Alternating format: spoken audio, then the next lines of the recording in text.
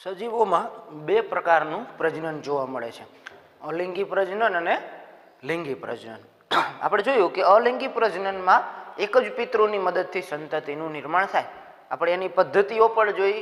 કોઈમાં દ્વિભાજન દ્વારા અલિંગી પ્રજનન થાય, તો કોઈ સજીવોમાં જે છે એ કલિકા સર્જન દ્વારા અલિંગી પ્રજનન થતું હોય, તો કોઈમાં બીજાણુ સર્જન દ્વારા અલિંગી પ્રજનન થતું હોય, તો કોઈમાં અવખંડનની પદ્ધતિ દ્વારા અલિંગી પ્રજનન થતું હોય. તો જ્યારે નિમ્ન કક્ષાના સજીવોની વાત કરીએ ત્યારે આપણે અલિંગી પ્રજનનની આ ચારેય પદ્ધતિઓનો અભ્યાસ કર્યો. હવે અલિંગી પ્રજનન જ છે, પરંતુ જ્યારે ઉચ્ચ કક્ષાની વનસ્પતિઓમાં થતી હોય ત્યારે આપણે એના માટે શબ્દ વાપરીએ છીએ વાનસ્પતિક પ્રસર્જન અથવા તો વાનસ્પતિક પ્રજનન. એટલે કે વનસ્પતિઓમાં થતા અલિંગી પ્રજનનને વાનસ્પતિક પ્રસર્જન તરીકે ઓળખવામાં આવે છે. વેજીટેટિવ પ્રોપોગેશન કહેવામાં આવે છે ઉચ્ચ કક્ષાની વનસ્પતિઓમાં થતું અલિંગી પ્રજનન. એટલે કે વાનસ્પતિક પ્રસર્જન એ બીજું કોઈ નવી વસ્તુ નથી, પણ અલિંગી પ્રજનનનો જ એક પ્રકાર છે કે જેમાં અલિંગી પ્રજનન જ જોવા મળે છે. એટલે કે વાનસ્પતિક પ્રસર્જન દ્વારા જે સંતતિ નિર્માણ થશે એ પણ જનીનિક પ્રતિકૃતિઓ હશે, ક્લોન હશે, સમાન જનીનિક બંધારણ ધરાવતી હશે, જેમાં પણ જન્યુઓના નિર્માણની જરૂર પડશે નહીં. એટલે કે અલિંગી પ્રજનન જ છે, પણ વનસ્પતિઓમાં જોવા મળે છે, એટલા માટે એનું નામ થોડુંક ચેન્જ કર્યું છે, વાનસ્પતિક પ્રસર્જન તરીકે ઓળખવામાં આવે છે. હવે વાનસ્પતિક પ્રસર્જનમાં ઘણી બધી પદ્ધતિઓ જે છે એ પ્રચલિત જોવા મળે છે. આપણે કેટલાક ઉદાહરણો જે છે એ દ્વારા જોઈએ. દાખલા તરીકે કેટલીક વનસ્પતિઓમાં મૂળ દ્વારા વાનસ્પતિક પ્રસર્જન થતું હોય. દાખલા તરીકે શક્કરિયા છે, ડહાલિયા છે, બરાબર. તમે બધાએ શક્કરિયા જે છે એ જોયા છે. જે શક્કરિયાના મૂળ જે છે એની અંદર જે છે એ ખોરાકનો સંગ્રહ થાય. આપણે અગાઉ ભણી ગયા છીએ કે ત્યારે મૂળ માંસલ બને. એ જ મૂળ જો જમીનમાં લાંબો સમય પડ્યા રહીએ, આપણે એને કાઢી ન લઈએ, તો એમાંથી નવો શક્કરિયાનો છોડ નિર્માણ થાય. તો આ કહેવાય વાનસ્પતિક પ્રસર્જન, કે મૂળ દ્વારા વાનસ્પતિક પ્રસર્જન થયું. એવી જ રીતે ડહાલિયામાં પણ જે છે એ જોવા મળે છે, શતાવરીમાં પણ જોવા મળે. તો આ મૂળ દ્વારા થતું વાનસ્પતિક પ્રસર્જન છે. એવી જ રીતે જે છે એ પ્રકાંડ દ્વારા પણ જે છે એ વાનસ્પતિક પ્રસર્જન થાય, જેમાં અલગ અલગ પ્રકાર જે છે એ જોવા મળે છે. દાખલા તરીકે બટાકા જેવી વનસ્પતિમાં ગ્રંથિલ જોવા મળે છે, બરાબર. આપણે અગાઉ ભણી ગયા છે કે એના ભૂમિગત પ્રકાંડમાં ખોરાકનો સંગ્રહ થાય, એટલે એક ગ્રંથિલ જેવી રચનાનું નિર્માણ થાય. એમાં નાની આંખો આવેલી હોય, આપણે બધા બટાકામાં જોઈએ છે. એ આંખોનો ભાગ જો ભેજવાળી જમીનમાં, ભીની જમીનમાં રહીએ, તો એમાંથી નવા છોડની કલિકાનું નિર્માણ થાય, નવા છોડનું સર્જન થાય. તો એ પણ ગ્રંથિલ દ્વારા વાનસ્પતિક પ્રજનન જે છે એ કહેવાય, બરાબર.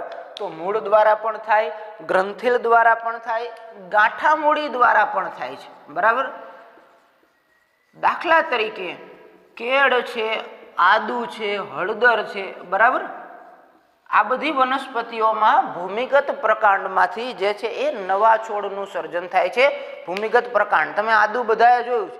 એ આદુનો ટુકડો જો આપણે જમીનમાં, ભેજવાળી જમીનમાં રાખી દઈએ, તો એમાંથી નવા નવા છોડ, જેમ જેમ ભૂમિગત પ્રકાંડ આગળ વિકાસ પામતું જાય, એમ એમ નવા નવા છોડનું સર્જન થતું જાય. તો એને કહેવામાં આવે છે ગાંઠામૂળી દ્વારા થતું વાનસ્પતિક પ્રસર્જન, બરાબર. એવું જ કેળમાં પણ જોવા મળે છે. કેળમાં જે છે એ એક છોડ જે છે એ હોય, તો એના ભૂમિગત પ્રકાંડમાંથી એક નવી શાખા નીકળે અને બાજુમાં જ બીજો છોડ ઉત્પન્ન થાય. તો એ રીતે જે છે એ ગાંઠામૂળી દ્વારા પણ વાનસ્પતિક પ્રજનન થતું હોય છે. ત્યાર પછી લઈએ આપણે કંદ દ્વારા થતું વાનસ્પતિક પ્રજનન. દાખલા તરીકે જે છે એ આપણે લઈએ ડુંગળી છે, લસણ છે, બરાબર. તો આ બધી વનસ્પતિઓમાં જે એનો જે કંદ છે, જમીન કંદ, જે જમીનની અંદર થતો વનસ્પતિના પર્ણદળનો જે મેઇન ભાગ જે છે, બરાબર, એ ભાગમાંથી નવા છોડનું સર્જન થાય છે, કંદમાંથી થાય છે. તો એ રીતે પણ જે છે એ વાનસ્પતિક પ્રજનન થાય છે. ત્યાર પછી લઈએ આપણે પર્ણ દ્વારા પણ જે છે એ ઘણી બધી વખત વાનસ્પતિક પ્રજનન થતું હોય. દાખલા તરીકે પાનફૂટી, બ્રાયોફાઇલમ છે, બરાબર. પાનફૂટીના પર્ણો જમીન ઉપર જે છે એ પડ્યા હોય, ભેજવાળી જમીન હોય, તો એના પર્ણની કિનારી ઉપરથી નવા નવા જે છે એ છોડનું સર્જન થાય. તો આ રીતે જોઈએ તો પર્ણ દ્વારા પણ વાનસ્પતિક પ્રસર્જન જે છે એ થતું જોવા મળે છે. ત્યાર પછી જે છે એ પદ્ધતિ જે છે એ જોઈએ તો પ્રકલિકા દ્વારા વાનસ્પતિક સર્જન. દાખલા તરીકે રામબાણ, બરાબર. રામબાણ જેવી વનસ્પતિઓની જે પુષ્પીય કલિકાઓ હોય એમાંથી જે પુષ્પ બનવાના હોય એ પુષ્પીય કલિકાઓ જો જમીનમાં પડી જાય નીચે ભેજવાળી જમીનમાં તો એમાંથી નવા રામબાણના છોડનું નિર્માણ થઈ જાય. તો આ પદ્ધતિ પ્રકલિકા તરીકે ઓળખવામાં આવે છે. બરાબર. તો આવી પદ્ધતિઓ પણ છે. એ ઉપરાંત બીજી પણ ઘણી બધી પદ્ધતિઓ છે જેને આપણે શોર્ટમાં લઈ લઈએ. દાખલા તરીકે ભૂસ્તારી પદ્ધતિ. બરાબર. ભૂસ્તારી દાખલા તરીકે ઘાસ છે. આપણે બધાએ જે છે એ બગીચામાં લોન જોઈ છે. બરાબર. લોન ઘાસ. તો તમે એને જે છે એ છોડને ઉપાડશો તો જોઈશો કે એના પ્રકાંડની જમીનની નજીકનો જે પ્રકાંડ હોય એમાંથી એક શાખા નીકળે જમીનને સમાંતર જે છે એ વિકાસ પામે. થોડેક આગળ જાય એટલે મૂળ ઉત્પન્ન કરી જમીનમાં દાખલ કરે, વળી પાછો છોડ બનાવે, વળી થોડેક આગળ જાય એટલે શાખા નીકળે, વળી મૂળ, એટલે કે લાંબુ જે છે એ તાતડા જેવી જમીનને સમાંતર જે રચના વિકાસ પામે એને કહેવામાં આવે છે ભૂસ્તારી. બરાબર. તો ભૂસ્તારી રચના પણ એક વાનસ્પતિક પ્રજનનની પદ્ધતિ જે છે એ જોવા મળે છે. ત્યાર પછી જે છે એ જોઈએ તો ભૂસ્તારિકા. સેમ ભૂસ્તારી જેવી જ રચના પણ જ્યારે પાણીની અંદર જે છે એ આ રીતે વિકાસ પામતું હોય. દાખલા તરીકે જળ શૃંખલા છે, જળ કુંભી છે. બરાબર. જેવી જલીય વનસ્પતિઓ છે જે પાણીમાં વસવાટ કરે છે. આ વનસ્પતિઓમાં શું થાય તો કે પાણીની સપાટીને સમાંતર જે છે એ નવી નવી શાખાઓ વિકાસ પામતી જાય અને જે છે એ ખૂબ જ ઝડપથી વૃદ્ધિ થાય તો એને કહેવામાં આવે છે ભૂસ્તારિકા. બરાબર. એ શેમાં જોવા મળે છે તો કે જળ શૃંખલા અને જળ કુંભીમાં. તમે બધાએ જે છે એ ઘણી બધી વખત ટેરર ઓફ બેંગાલ અથવા તો સાપ જે છે એ ઘણી વખત નામ સાંભળ્યું હશે અથવા તો ન સાંભળ્યું હોય તો હું તમે બધાએ જોયું તો હશે જ, તમને કદાચ ધ્યાનમાં નહીં હોય.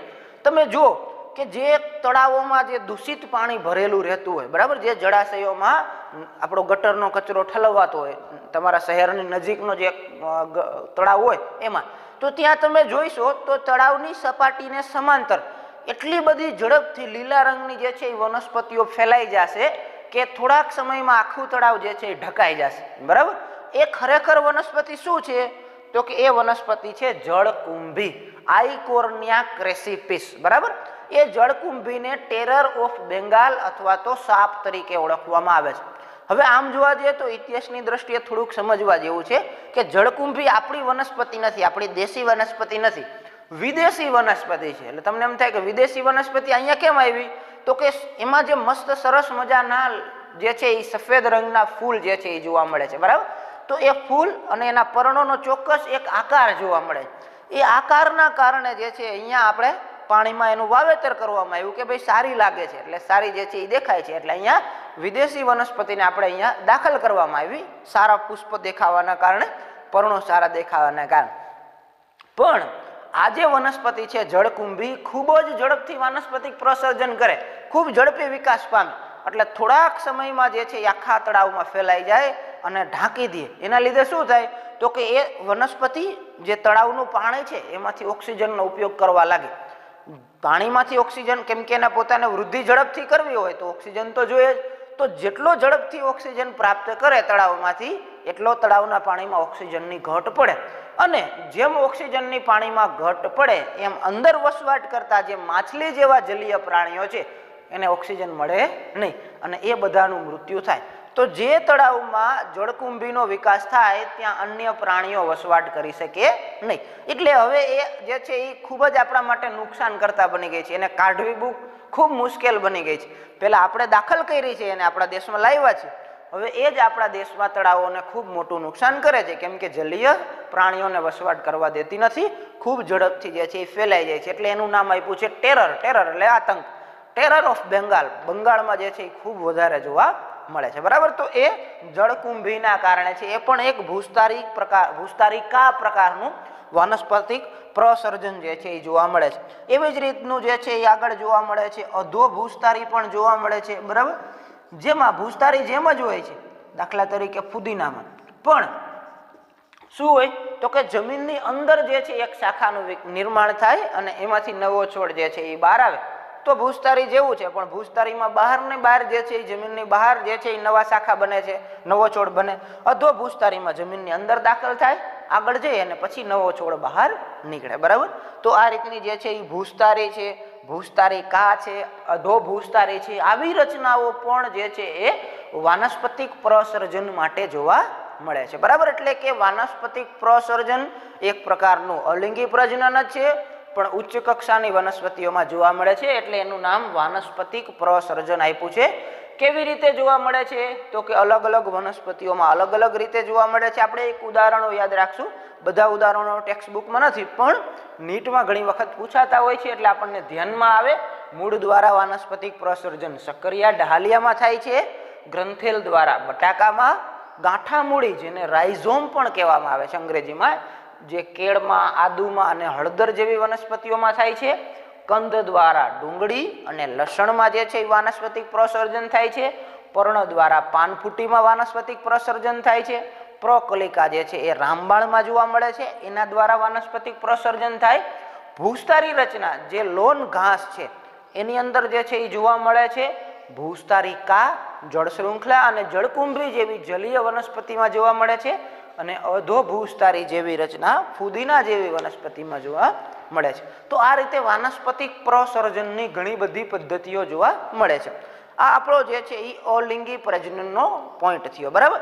હવે આપણે જોઈશું કે લિંગી પ્રજનન જે છે એ કેવી રીતે જોવા મળે છે અને લિંગી પ્રજનનની પદ્ધતિઓ કઈ કઈ જોવા મળે છે. તો અલિંગી પ્રજનન અને લિંગી પ્રજનન, બરાબર.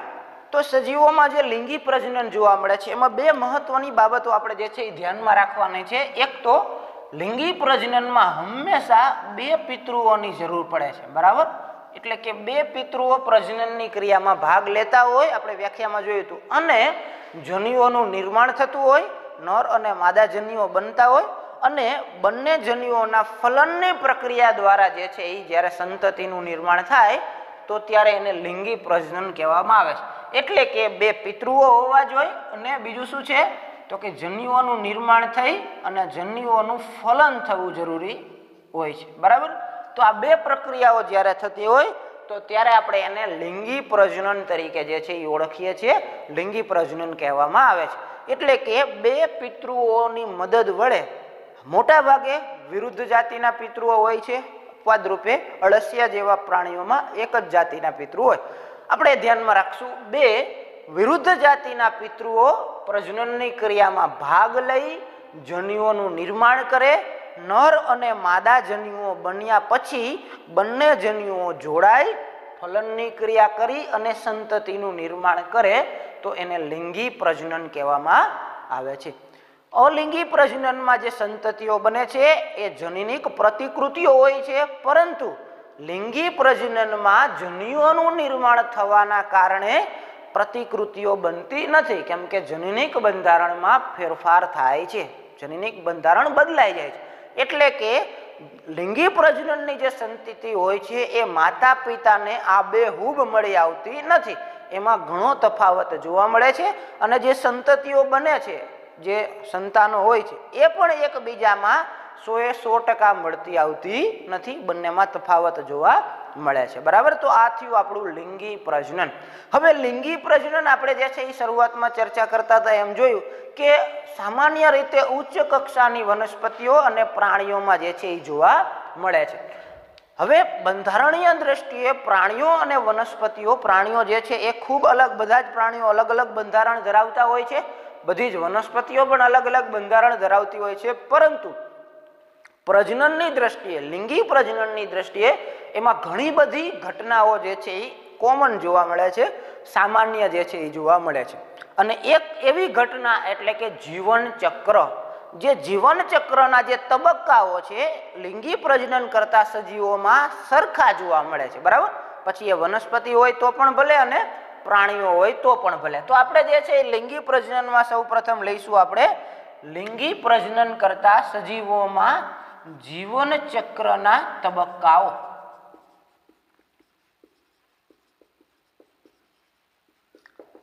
તો લિંગી પ્રજનન કરતા સજીવોમાં જીવન ચક્રમાં 3 તબક્કાઓ જે છે એ મુખ્યત્વે જોવા મળે છે. પહેલો તબક્કો છે એને કહેવામાં આવે છે જુવેનાઇલ તબક્કો,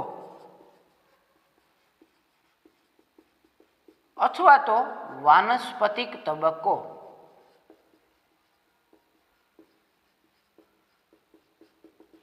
તો જુવેનાઇલ અથવા તો વાનસ્પતિક તબક્કો કોને કહીશું આપણે? તો તો કે કોઈ પણ સજીવ લિંગી પ્રજનન કરતો હોય એ સજીવ જન્મ થયા તરત જ પ્રજનન કરવાની ક્ષમતા ધરાવતો નથી. જન્મ થઈ ગયો સજીવનો કે તરત પ્રજનન કરી શકે નહીં. તો કે એને ચોક્કસ સમયગાળો વૃદ્ધિ અને પરિપક્વતા પ્રાપ્ત કરવા માટે જોઈ. આ જે સમયગાળો છે કે જ્યાં સુધીમાં એને પ્રજનન કરવાની ક્ષમતા પ્રાપ્ત થાય ત્યાં સુધીમાં જે વૃદ્ધિ અને પરિપક્વતાનો જે સમયગાળો છે એ તબક્કાને જુવેનાઇલ તબક્કો કહેવામાં આવે છે. પ્રાણીઓ હશે તો એમાં જુવેનાઇલ તબક્કો કહીશું આપણે, અને વનસ્પતિ હશે તો એને જે છે આપણે વાનસ્પતિક તબક્કો જે છે એ કહેશું. બરાબર, એટલે કે જુવેનાઇલ તબક્કો કોને કહીશું? તો કે જ્યાં સુધી જન્મથી લઈ અને પ્રજનન ક્ષમતા પ્રાપ્ત થાય ત્યાં સુધીનો સમયગાળો. જન્મથી પ્રજનન ક્ષમતા પ્રાપ્ત થાય ત્યાં સુધીનો સમયગાળો. બરાબર,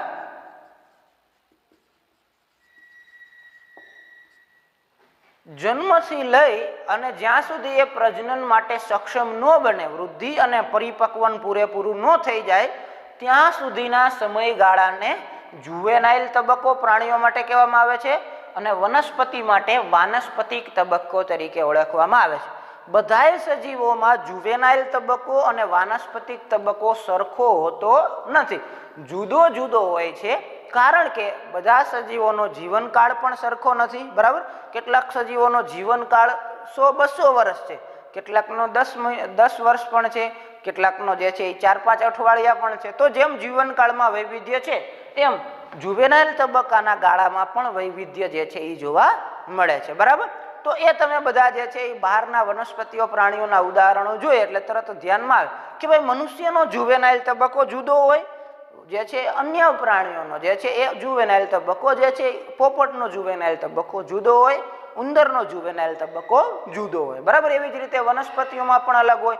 ઘઉંનો જુવેનાઇલ તબક્કો જુદો હોય, રાઈસ એટલે કે ભાત જે છે એનો ચોખાનો જુવેનાઇલ તબક્કો અલગ હોય, અને લીમડાનો જુવેનાઇલ તબક્કો અલગ હોય. બરાબર, જેને આપણે વાનસ્પતિક તબક્કો કહીએ છીએ વનસ્પતિઓ માટે. તો દરેક સજીવોમાં જુવેનાઇલ તબક્કો સરખો હોતો નથી, વાનસ્પતિક તબક્કો સરખો હોતો નથી. બરાબર, ત્યાર પછી બીજા તબક્કાની આપણે ચર્ચા કરીએ, એ છે પ્રાજનનિક તબક્કો. બરાબર,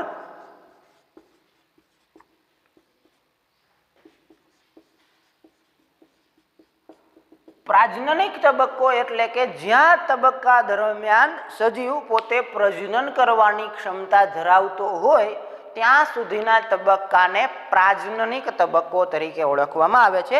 એટલે કે સજીવ હવે પ્રજનનક્ષમ થઈ ગયો છે ત્યારથી લઈ અને એના વૃદ્ધત્વ સુધીના સમયગાળાને પ્રાજનનિક તબક્કો તરીકે ઓળખવામાં આવે છે, જે પ્રજનન કરી શકે છે, લિંગી પ્રજનન કરવાની ક્ષમતા જે છે એ ધરાવતો જોવા મળે છે. એને આપણે પ્રાજનનિક તબક્કો કહીએ છીએ. હવે પ્રાજનનિક તબક્કો દરેક સજીવમાં થોડો વૈવિધ્યપૂર્ણ જે છે એ જોવા મળે છે. દાખલા તરીકે પહેલા આપણે વનસ્પતિઓની ચર્ચા કરીએ કે ભાઈ વનસ્પતિઓમાં પ્રાજનનિક તબક્કામાં જે છે એ શું વૈવિધ્ય જોવા મળે છે. બરાબર, તો પ્રાજનનિક તબક્કાના વૈવિધ્યના કારણે આપણે વનસ્પતિઓ સામાન્ય રીતે આપણને 2 પ્રકારની જોવા મળે છે.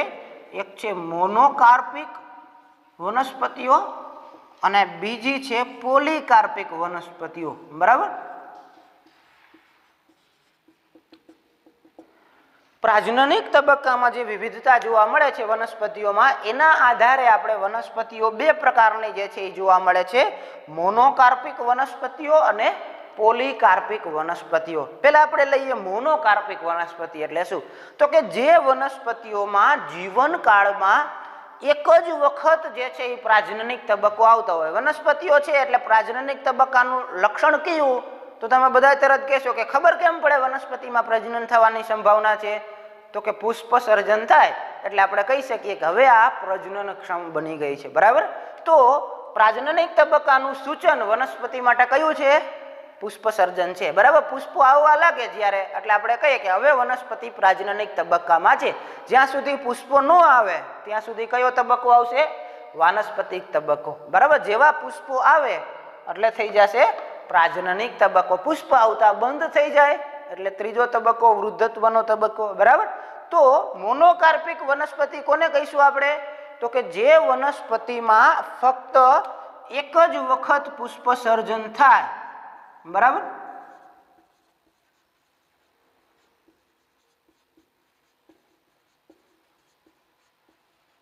એવી વનસ્પતિને આપણે જે છે એ શું કહીશું? મોનોકાર્પિક વનસ્પતિઓ. જીવન ચક્ર દરમિયાન ફક્ત એક જ વખત પુષ્પ સર્જન થાય છે. દાખલા તરીકે આપણે ઉદાહરણ કેટલાક લેતા જઈએ. એક વર્ષાયુ વનસ્પતિની વાત કરીએ, બરાબર. દાખલા તરીકે ઘઉં છે. આપણે બધા જે છે એ મોટા ભાગે જોયા છે. ઘઉં જે છે એ 4 થી 5 મહિનાનો એનો જીવનકાળ હોય. તો એ શું કરે? તો કે ઘઉં આપણે વાવ્યા ત્યારથી લઈ અને 4-5 સમયગાળા દરમિયાન એક વખત પુષ્પ સર્જન થાય, 3 થી 4 મહિને પુષ્પ સર્જન થાય, અને જેવા એમાં જે છે એ ઘઉંના બીજ બની જાય કે પછી તરત જ વનસ્પતિ પોતે સુકાઈ જાય, બરાબર. તો 1 વર્ષ કરતા એનો જીવનકાળ ટૂંકો છે, એટલે આપણે એને એક વર્ષાયુ વનસ્પતિ કહી. એક જ વાર જીવન ચક્ર છે, એક જ વાર પુષ્પ સર્જન થયું, પછી છોડ પોતે આપોઆપ નાશ પામે, વૃદ્ધત્વ પામે, તો એને જે છે એ આપણે મોનોકાર્પિક વનસ્પતિ કહીએ. કેટલીક દ્વિવર્ષાયુ વનસ્પતિમાં પણ એક જ વાર પુષ્પ સર્જન થાય છે. દાખલા તરીકે ગાજર, બરાબર. ગાજર છે એ 1 વર્ષ કરતા વધારે સમય જે છે એ ઉગવામાં લે છે, બરાબર. ઉગવામાં મતલબ એનો વૃદ્ધિ થવામાં લે છે, પણ એમાં પુષ્પ સર્જન એક જ વાર થાય છે, જે છે એ બીજા વર્ષે, એટલે એને આપણે જે છે એ મોનોકાર્પિક વનસ્પતિઓ કહીએ છીએ, બરાબર. તો કેટલીક વનસ્પતિઓમાં જે છે એ જીવન ચક્રમાં જે એક વર્ષાયુ વનસ્પતિ છે ઘઉં જેવી, તો એક જ વાર પુષ્પ સર્જન થાય અને છોડ જે છે એ નાશ પામે. ગાજર જેવી દ્વિવર્ષાયુ વનસ્પતિમાં બીજા વર્ષે પુષ્પ સર્જન થાય અને પછી છોડનો નાશ થાય. તો એ રીતે જે છે એ આવી વનસ્પતિઓને મોનોકાર્પિક વનસ્પતિઓ કહેવાય. સામાન્ય રીતે એક વર્ષાયુ અને દ્વિવર્ષાયુ વનસ્પતિ મોનોકાર્પિક હોય, પણ કેટલાક અપવાદ છે કે બહુવર્ષાયુ વનસ્પતિઓ પણ મોનોકાર્પિક હોવાના ઉદાહરણો જોવા મળે છે. દાખલા તરીકે એક ઉદાહરણ છે વાંસ. તમે બધા જે છે એ વાંસના છોડ જોયા છે, બરાબર. વાંસના છોડમાં સામાન્યતઃ પુષ્પ સર્જન થતું નથી, નોર્મલી પુષ્પ સર્જન ન થાય, પણ 40-50 વર્ષે એકવાર મોટા પ્રમાણમાં પુષ્પ ઉત્પન્ન થાય અને પછી વનસ્પતિનો નાશ થાય, બરાબર. ત્યાં સુધી એમાં પુષ્પ સર્જન થાય નહીં. એટલે કે વાંસ જે છે એ હોય છે બહુવર્ષાયુ વનસ્પતિ, છતાં પણ એમાં એક જ વખત પુષ્પ સર્જન થાય છે, એટલે કે મોનોકાર્પિક વનસ્પતિ જોવા મળે છે, બરાબર. એવી જ એક બીજી વનસ્પતિ છે નીલકુરંજિત, બરાબર. તો નીલકુરંજિત વનસ્પતિમાં પણ પુષ્પ સર્જન ક્યારે થાય? તો કે દર 12 વર્ષે થાય, બરાબર. દર 12 વર્ષ પછી જે છે એમાં જે છે એ પુષ્પ સર્જન થાય છે. નીલકુરંજિત વનસ્પતિમાં કુંથિયાના નામની જે વનસ્પતિ છે નીલકુરંજિત, એમાં જે છે સ્ટ્રેબોલેન્થસ કુંથિયાના જે છે વનસ્પતિ, એમાં દર 12 વર્ષે પુષ્પ સર્જન થાય છે. 2006ની સાલમાં કર્ણાટક અને એ તમિલનાડુનો જે વિસ્તાર છે ત્યાં આ નીલકુરંજિત મોટા પ્રમાણમાં થાય છે. તો 2006ની સાલમાં આ નીલકુરંજિત એ જે વિસ્તારો છે ત્યાં જે છે એમાં પુષ્પ સર્જન થયું હતું, એટલે મોટા પ્રમાણમાં પુષ્પ સર્જન થયું હતું, અને એ પટ્ટો ખૂબ સરસ મજાના પુષ્પથી દેખાતો હતો, એટલે પ્રવાસીઓ ત્યાં ખૂબ મોટા પ્રમાણમાં જે છે એ જતા હતા જોવા માટે, બરાબર. તો ત્યારે થયું હતું. હવે 12 વર્ષ પછી જે છે એ 2018માં જે છે એ પાછું જે છે એમાં પુષ્પ સર્જન થયું હતું. એવી રીતે દર 12 વર્ષે જે છે એ પુષ્પ સર્જન થાય છે, એટલે જે છે એ નીલકુરંજિત વનસ્પતિઓમાં 12 વર્ષે એકવાર પુષ્પ સર્જન થાય છે, બરાબર. તો આ રીતે પુષ્પ સર્જન એકવાર થતું હોય તો એને કહેવામાં આવે છે મોનોકાર્પિક વનસ્પતિઓ. કેટલીક પોલીકાર્પિક વનસ્પતિઓ પણ જે છે એ જોવા મળે છે કે જેમાં જે છે એ એક કરતા વધારે વખત જે છે એ પુષ્પ સર્જન થતું હોય. સામાન્ય રીતે પોલીકાર્પિક વનસ્પતિઓ બહુવર્ષાયુ જે છે એ જોવા મળે છે, બરાબર. જેમાં નિયમિત સમયાંતરે જે છે એ પુષ્પ સર્જન થતું હોય. દાખલા તરીકે લીમડો છે, બરાબર. તમે બધા જે છે એ જોયો છે. તો લીમડામાં દર વર્ષે જે છે એ અમુક ચોક્કસ ઋતુમાં પુષ્પ સર્જન થાય છે, બરાબર. તો એ થયું, એક વર્ષે થયું પુષ્પ સર્જન, પાછું બીજા વર્ષે ફરીથી પુષ્પ સર્જન થાય, પાછું જે છે એ ફરીથી પુષ્પ સર્જન થાય, તો એને આપણે કહીશું બહુવર્ષાયુ વનસ્પતિમાં જોવા મળતું પોલીકાર્પિક પુષ્પ સર્જન, બરાબર. પોલીકાર્પિક એટલે કે વારંવાર જે છે એ પુષ્પ સર્જન થાય. કેટલીક વનસ્પતિ એવી હોય કે જેમાં ચોક્કસ ઋતુમાં જ પુષ્પ સર્જન થાય. દાખલા તરીકે આપણે જોયું કે લીમડો છે તો એમાં ચોક્કસ ઋતુમાં જ પુષ્પ સર્જન થાય. આંબો છે તો ચોક્કસ ઋતુમાં જ પુષ્પ સર્જન થાય. ગમે ત્યારે પુષ્પ સર્જન થાય. અત્યારે ચોમાસામાં આપણે એમ કહીએ કે આંબામાં પુષ્પો આવ્યા તો ન આવે, બરાબર. તો ચોક્કસ ઋતુમાં જ જે છે એ કેટલીક વનસ્પતિઓમાં પુષ્પ સર્જન થતું હોય, જ્યારે અપવાદ રૂપે કેટલીક વનસ્પતિઓમાં આખું વર્ષ પુષ્પ સર્જન થયા કરતું હોય. દાખલા તરીકે લીંબુ જેવી વનસ્પતિઓમાં તો એમાં જે છે એ ચોક્કસ ઋતુમાં ન હોય, પણ જે છે એ આખા વર્ષ દરમિયાન અમુક સમયાંતરે પુષ્પ સર્જન થતું હોય. તો એ પણ જે છે એ પોલીકાર્પિક વનસ્પતિઓમાં આવે, બરાબર. તો આ રીતે વનસ્પતિઓમાં આપણે લિંગી પ્રજનનના પ્રાજનનિક તબક્કાના આધારે આપણે બે પ્રકારની વનસ્પતિઓ જોઈ શકીએ છીએ, મોનોકાર્પિક વનસ્પતિઓ અને પોલીકાર્પિક વનસ્પતિઓ. એવું જ પ્રાણીઓમાં પણ જે છે એ આપણે તફાવત જોવા મળે છે કે ભાઈ પ્રાણીઓમાં પણ લિંગી પ્રજનન તો જોવા મળે છે, પ્રાજનનિક તબક્કો જોવા મળે છે, પણ એ અલગ અલગ પ્રકારના પ્રાણીઓમાં જુદો જુદો જોવા મળે છે. તો એના આધારે પણ આપણે બે પ્રકારો પાડી શકીએ છીએ. એક છે ઋતુકીય સંવર્ધકો અને બીજા છે સતત સંવર્ધકો.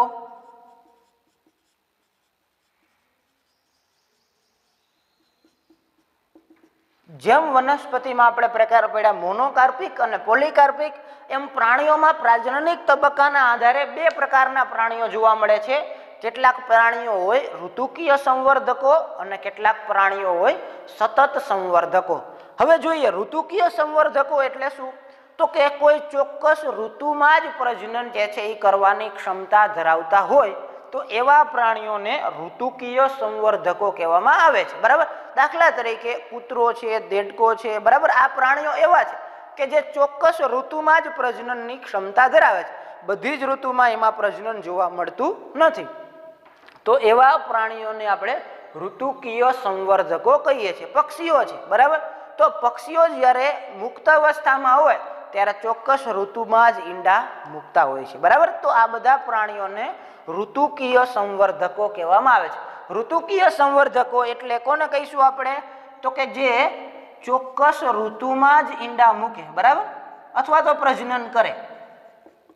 બધા ઈંડા નથી મૂકતા એટલે આપણે શબ્દ વાપરશું ચોક્કસ ઋતુમાં જ પ્રજનન કરતા હોય તો એવા પ્રાણીઓને આપણે શું કહીશું, ઋતુકીય સંવર્ધકો તરીકે ઓળખશું. જે નિશ્ચિત ઋતુ છે, કૂતરો છે તો એની ચોક્કસ ઋતુ હોય પ્રજનનની, પક્ષીઓ છે તો એની ચોક્કસ ઋતુ હોય ઈંડા મૂકવાની, બરાબર. એવી રીતે જે ચોક્કસ ઋતુમાં જ પ્રજનન કરતા હોય, દેડકો હોય તો એની ચોક્કસ ચોમાસાની ઋતુ હોય પ્રજનનની, એ જ ઋતુમાં પ્રજનન કરી શકે, અન્ય ઋતુમાં ન કરી શકતા હોય તો એવા સંવર્ધકોને કહેવાય ઋતુકીય સંવર્ધક પ્રાણીઓ. કેટલાક પ્રાણીઓ એવા હોય કે જે કોઈ પણ ઋતુમાં જે છે એ પ્રજનન કરી શકે છે. દાખલા તરીકે ગાય છે, ભેંસ છે, મનુષ્ય છે. તો આ બધા પ્રાણીઓ જે છે એ કોઈ પણ ઋતુમાં કોઈ પણ સમયે પ્રજનન ક્ષમ હોય, બરાબર, એટલે કે પ્રજનન કરવા સક્ષમ હોય. તો આવા પ્રાણીઓને આપણે જે છે એ કહીશું સતત સંવર્ધકો, બરાબર. દાખલા તરીકે ઉંદર છે, પછી જે છે એ સસલું છે, બરાબર. આ બધા એના ઉદાહરણો આપણે આપી શકીએ. મનુષ્ય છે, બરાબર, ગાય છે. તો આ બધા જે છે એ ઉદાહરણો શેના છે, સતત સંવર્ધકોનો, કોઈ પણ સમયે પ્રજનન માટે સક્ષમ હોય. પક્ષીઓમાં પણ અપવાદ છે. તમને જે છે હમણાં જ મેં કીધું કે ભાઈ પક્ષીઓ કેમાં જોવા મળશે, તો કે પક્ષીઓ સામાન્ય રીતે ઋતુકીય સંવર્ધકોમાં છે, બરાબર. પક્ષીઓ છે, દેડકા છે, બરાબર, વગેરે. પણ જો પક્ષીઓને આપણે બંધનાવસ્થામાં એટલે કે પોલ્ટ્રી ફાર્મમાં જો રાખેલા હોય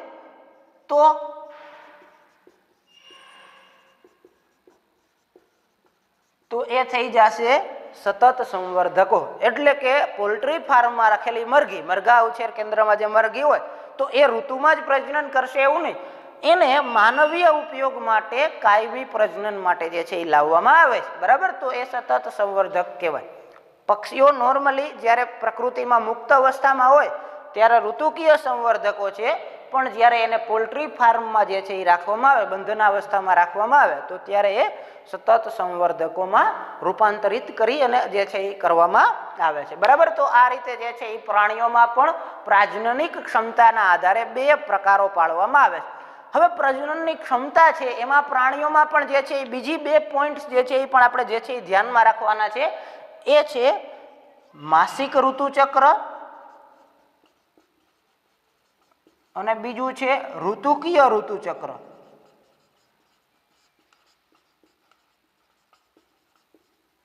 દાખલા તરીકે જે પ્રાઇમેટ્સ પ્રાણીઓ છે, પ્રાઇમેટ્સ જે પ્રાણીઓ છે, પ્રાઇમેટ્સ એટલે એવા પ્રાણીઓ, દાખલા તરીકે મનુષ્ય છે, વાનર છે, એપ છે, જે ગોરીલા, એપ એટલે કે ગોરીલા છે, ઉરાંગુટાંગ છે, ચિમ્પાન્ઝી છે, બરાબર. તો આ બધા પ્રાણીઓને આપણે શું કહીશું? પ્રાઇમેટ્સ કહીશું, બરાબર. પ્રાઇમેટ્સ એટલે ક્યાં ક્યાં છે? તો કે મનુષ્ય છે, પછી ગોરીલા છે, ઉરાંગુટાંગ છે, એવા જે છે એ એપ્સ, અને જે છે એ વાનર, આ બધા જે છે એ પ્રાઇમેટ્સમાં આવે. તો આ બધા પ્રાઇમેટ્સની અંદર શું હોય? તો કે એ બધા પ્રાઇમેટ્સની અંદર માસિક ઋતુચક્ર જોવા મળે. માસિક ઋતુચક્ર એટલે કે આવા પ્રાઇમેટ્સ પ્રાણીઓની જે માદા પ્રાણીઓ હોય એમાં દર મહિને એના જે પ્રજનન અંગોમાં અને એના અંતઃસ્ત્રાવોમાં ફેરફારો જોવા મળે, ચક્રીય ફેરફારો જોવા મળે. આ મહિને જે ચક્રીય ફેરફારો હોય એ પાછા બીજા મહિને સેમ ચક્રીય ફેરફારો જોવા મળે, પાછા ત્રીજા મહિને સેમ ચક્રીય ફેરફારો જોવા મળે. તો એને જે છે એ આપણે કહીશું માસિક ઋતુચક્ર ધરાવતા પ્રાણીઓ. ક્યાં છે? તો કે પ્રાઇમેટ્સ છે, બરાબર. એટલે કે પ્રાઇમેટ્સ જે છે એ માસિક ઋતુચક્ર ધરાવે છે. આપણે મનુષ્યમાં પ્રજનન જોઈશું તો ત્યારે ઋતુચક્ર વિશે ડિટેલ અભ્યાસ કરશું. અત્યારે ખાલી આપણે એટલું યાદ રાખશું કે પ્રાઇમેટ્સ બધા માસિક ઋતુચક્ર ધરાવે છે. માસિક ઋતુચક્ર એટલે શું? તો કે દર મહિને પ્રજનન અંગોમાં અને અંતઃસ્ત્રાવોમાં ચક્રીય ફેરફારો થતા જોવા મળે, એને માસિક ઋતુચક્ર કહેવાય. ઋતુકીય ઋતુચક્ર શેમાં જોવા મળે છે? તો કે નોન પ્રાઇમેટ્સમાં જોવા મળે, બરાબર. નોન પ્રાઇમેટ્સ સસ્તનો એટલે કે સસ્તન પ્રાણીઓ છે. પ્રાઇમેટ્સ પણ સસ્તન છે અને અન્ય સસ્તન પ્રાણીઓ છે જે પ્રાઇમેટ્સ નથી એવા, દાખલા તરીકે ગાય છે, ભેંસ છે, વગેરે વગેરે, બરાબર. કે જે પ્રાઇમેટ્સ નથી, કૂતરો છે પણ સસ્તન તો છે જ. તો એવા જે પ્રાણીઓ છે એમાં ઋતુકીય ઋતુચક્ર જોવા મળે. એટલે જે ફેરફારો આમાં દર મહિને થતા હોય પ્રજનન અવયવોમાં અને પ્રજનનિક અંતઃસ્ત્રાવોમાં, એ ફેરફારો જો કોઈ ચોક્કસ ઋતુમાં થતા હોય તો એને કહેવામાં આવે છે ઋતુકીય ઋતુચક્ર. એટલે કે ચોક્કસ ઋતુમાં પ્રજનનિક અંગોમાં અને પ્રજનનિક અંતઃસ્ત્રાવોમાં ફેરફાર થતા હોય તો એને ઋતુકીય ઋતુચક્ર કહેવામાં આવે છે. અને એ શેમાં જોવા મળે છે? તો કે સસ્તનોમાં જ જોવા મળે છે. પણ ક્યાં? તો કે પ્રાઇમેટ્સ સિવાયના સસ્તનોમાં. જ્યારે માસિક ઋતુચક્ર ફક્ત પ્રાઇમેટ્સમાં જોવા મળે છે, બરાબર. તો આ રીતે જે છે એ પ્રજનનિક તબક્કાના આપણે જે છે એ મેઇન પોઈન્ટ્સ જે છે એ આપણે જોયા. હવે છેલ્લો આપણો ત્રીજો તબક્કો જોઈ લઈએ, એ છે વૃદ્ધત્વનો તબક્કો, બરાબર. તો જે તબક્કામાં પ્રજનનની ક્ષમતા ગુમાવી દે એ તબક્કાને વૃદ્ધત્વ તરીકે ઓળખવામાં આવે છે, જીર્ણતાનો તબક્કો તરીકે ઓળખવામાં આવે છે. વનસ્પતિની અંદર લઈએ તો જેમાં પુષ્પસર્જન થવાનું બંધ થઈ જાય એને આપણે કહીશું કે હવે વનસ્પતિ વૃદ્ધ થઈ ગઈ છે, જીર્ણતાને પામી ગઈ છે. એના મેઇન કારણોમાં મુખ્યત્વે એનો જે છે એ આજુબાજુનું પર્યાવરણ અને એમાં જોવા મળતા અંતઃસ્ત્રાવ, આ બે બાબતો, બે ઘટકો વૃદ્ધત્વ માટે જવાબદાર છે.